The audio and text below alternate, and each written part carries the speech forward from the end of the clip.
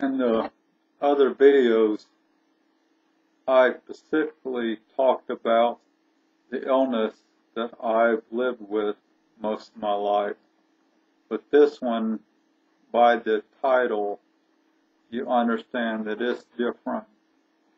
And as the other as well, I have to say it's only one that I can offer to the world as a new formulation of what I personally know is the reality of my life and what I literally have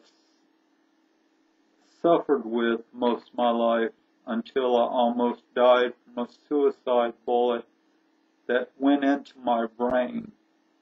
And that I'll said in the other video, so I don't want to all that again. But the reason I say 3 illnesses, because a little bit of background about the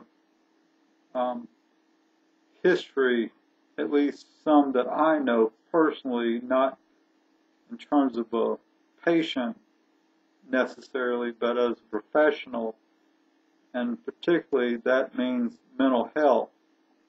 And the whole, like I said in the other video, the whole, even the name itself, mental health, it comes from the Freud's theory that the brain and mental things were separated, but that just is not possible, because we are simply a complete package. You know, like the old one of the shows many years ago, the complete package. You know, it doesn't come separated. And so we have to think about it as a single package. But even still, I think there are different diseases.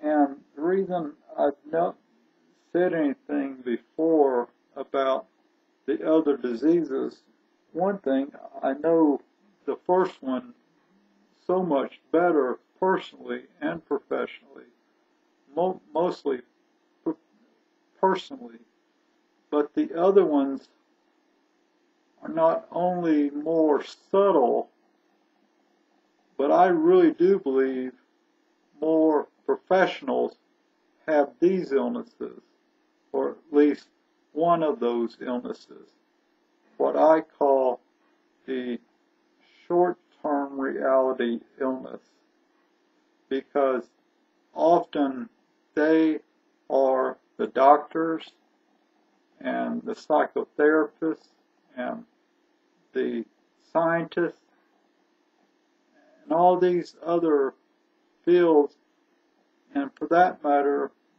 while we're talking about it, these really successful ministers are on the list, people who can think long term but have so much resistance or difficulty, or just think that's the little things that they don't have to worry about, the short-term realities of life.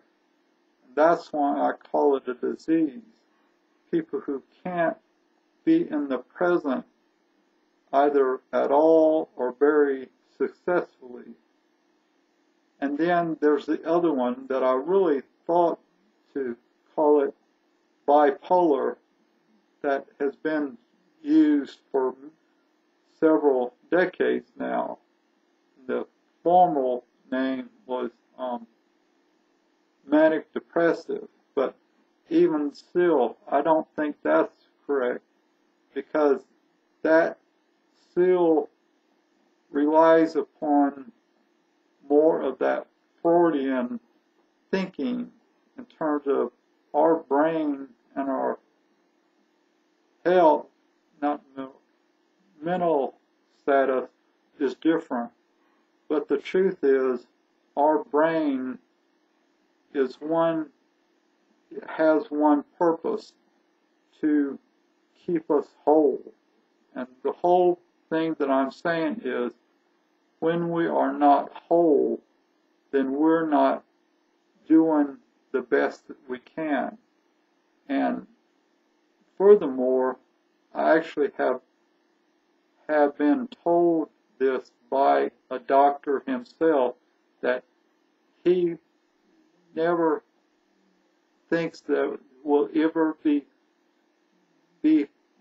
seen that neuropsychologists and mental health and psychiatrists will ever see eye in eye together. But as far as I'm concerned, they need to be one team, for obvious reasons, I hope. You know, the old saying, there's only one brain in the bunch, in terms of one person, one brain theory or fact. These different illnesses are characterized by people who have difficulty, like I said, or maybe even can't do it at all, think when they need to the other way, to live the way they need to and the way they should have from the beginning of time. Because like any other animal, we simply need to live in the present, which means always and ever, always dealing with everything in front of us and correctly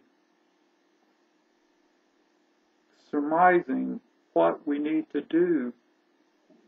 Do we need to think of the short-term reality of life or the long-term reality of life? You know, there's songs and all the sorts of things. The gambler is one of the things I think about. Whether you need to walk away or run. You know, the old psychotherapy thing about the flight or flight syndrome. That's only a part of the real picture in terms of what I believe, in terms of we need to, and in a healthy person is naturally able to always think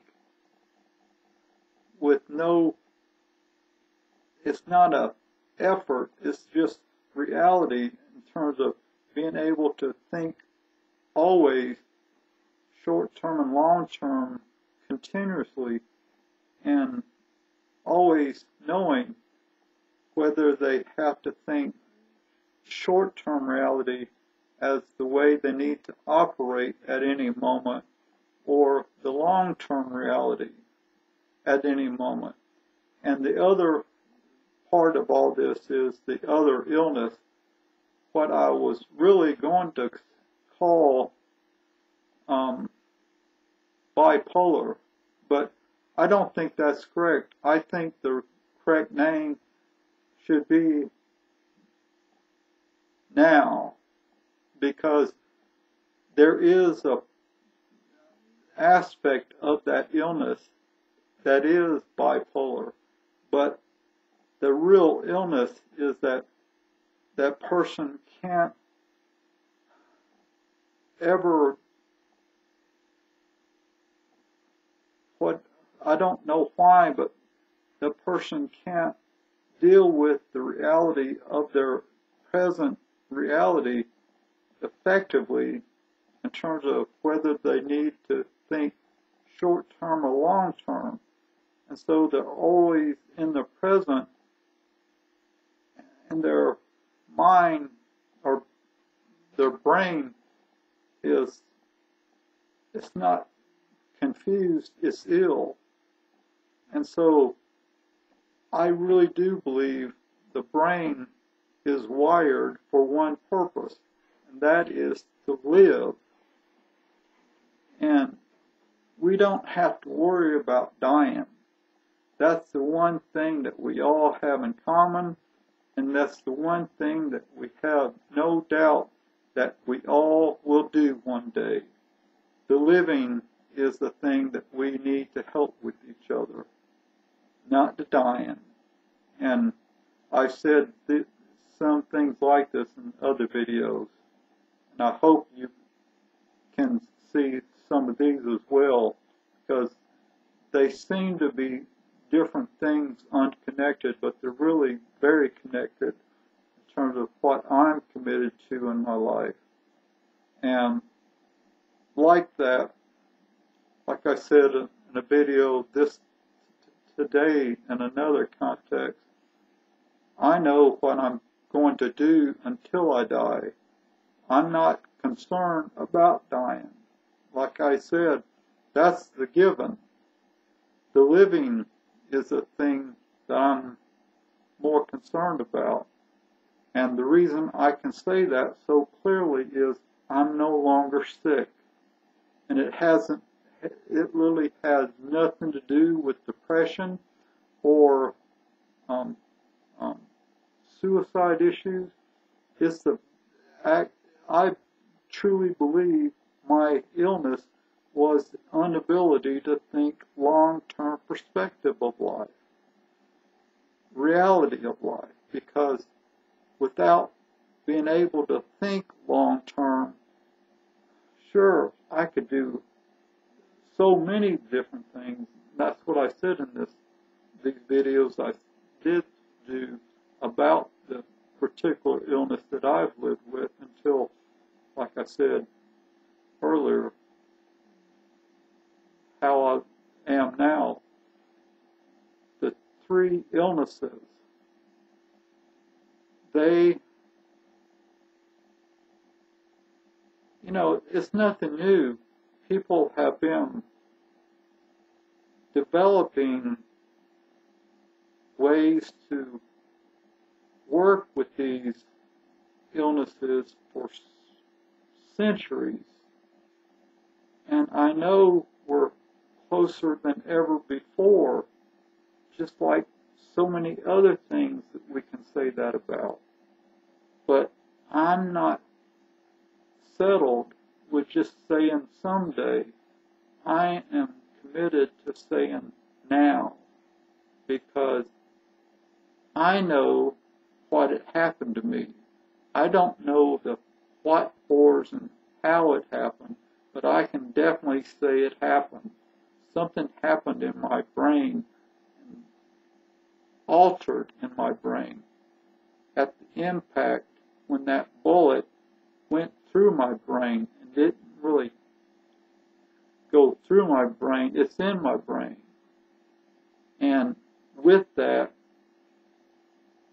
I know that I can do things now that I never have been able to do before.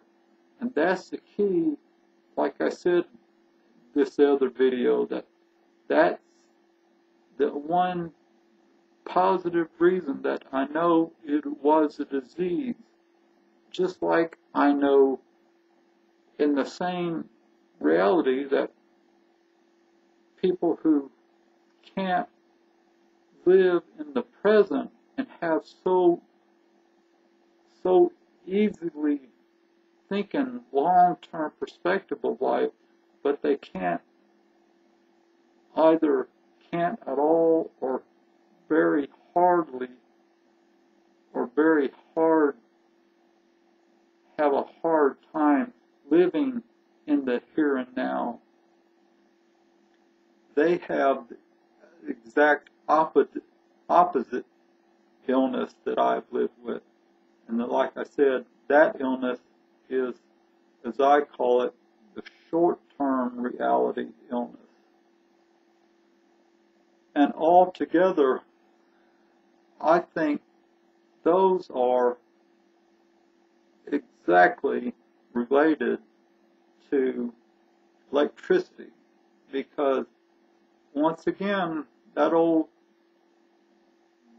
electricity thing, that's what the all nuts and bolts of our brain is all about, electricity. And if we can really understand the really, whether it is complexities or simplicities of what the electricity is doing with our brain, I think that is the key in helping people. And I just wonder how many people we're really talking about to have so more fulfilling lives throughout their life.